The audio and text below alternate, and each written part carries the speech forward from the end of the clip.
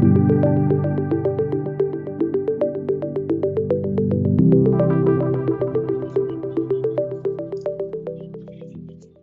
teman-teman semuanya, jadi kembali lagi bersama saya Gilang dalam video What's New FreeCAD 1.1.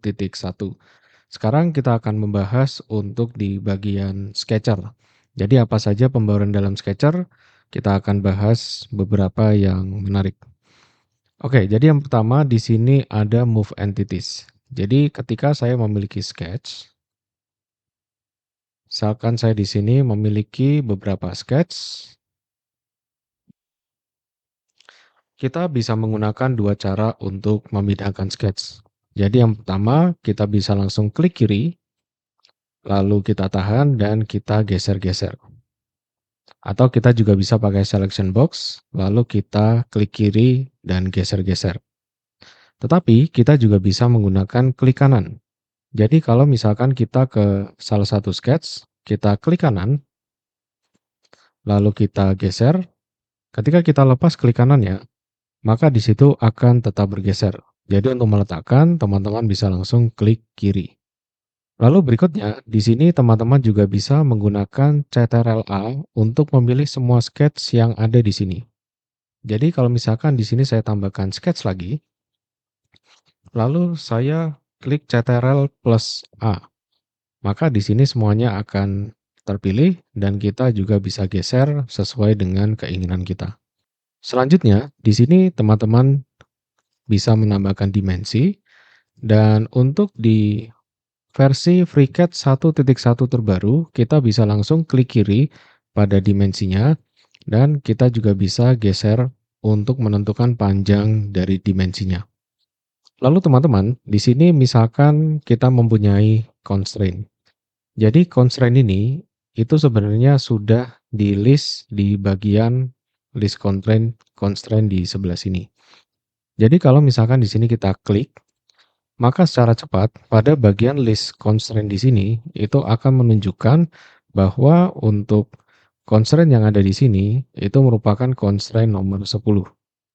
Kalau misalkan saya klik lagi di sini, maka akan menunjukkan kalau constraint ini itu merupakan constraint nomor 9. Nah, jadi teman-teman kalau misalkan ingin menghapus, itu akan lebih mudah untuk mengetahui spesifiknya di mana constraint yang kita inginkan.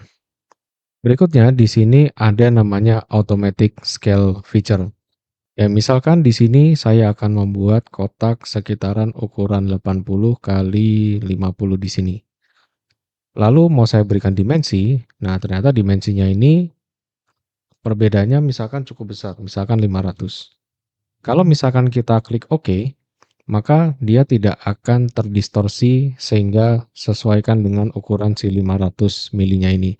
Tetapi untuk automatic scale feature-nya ini memungkinkan ketika kita berikan dimensi seperti ini, maka ukuran visualnya itu bisa langsung menyesuaikan dengan ukuran saat kita membuat si kotaknya ini.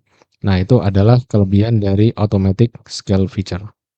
Lalu berikutnya di sini kalau misalkan teman-teman lihat di toolbar saya, antara polyline dengan line itu sudah menjadi satu grup.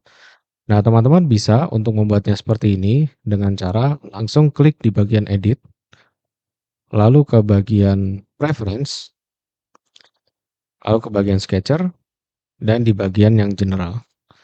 Maka teman-teman bisa langsung checklist yang ada di sini, yaitu group the polyline and command line.